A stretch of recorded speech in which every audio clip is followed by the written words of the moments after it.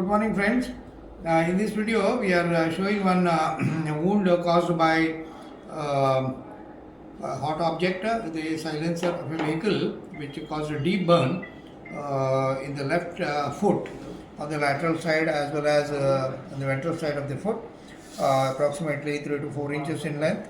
Maybe a little more than that, and he came to us a few days ago.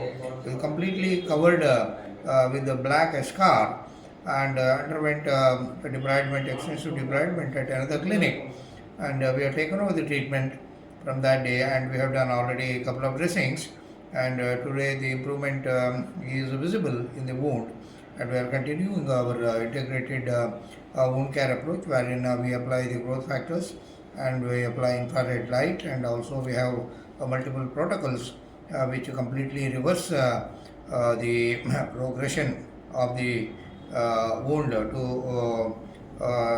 to its logical conclusion. And now, as you can see in this wound, is about 1 inch wide and approximately 4 to 5 inches long. And when he came in the beginning, the entire wound was covered with a black scar. Now, in a situation like this, most surgeons would proceed. I mean, conventional teaching tells us that you remove the scar so that the underlying tissues start granulating. That leads to the complete solidification of the base, over which gradually the epithelium surrounding tissue will grow. This is the natural sequence of events in any chronic wound healing. Now, what is different in our approach is that we don't do any kind of debridement of the wound. We leave the black surface as it is, and on top of that, we do the growth factor dressings covered with bacterigrass, and the dressing is done once in 72 hours, that is once in 3 days, and that leads to the gradual separation of the black surface, and in most cases, the black turns into gradually into very minimum slough, and a separation of that whatever minimum slough takes place with the concurrent growth of the granulation tissue underneath, and very deep wounds surprisingly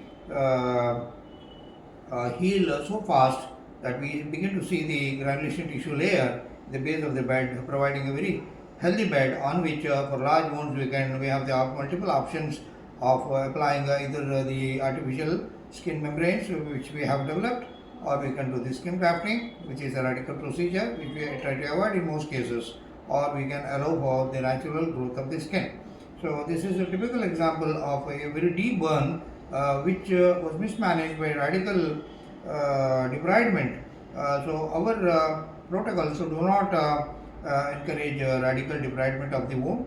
We believe in retaining the maximum the inherent tissue that is already there, and just try to optimize the conditions which is suitable for the growth and healing of the wound.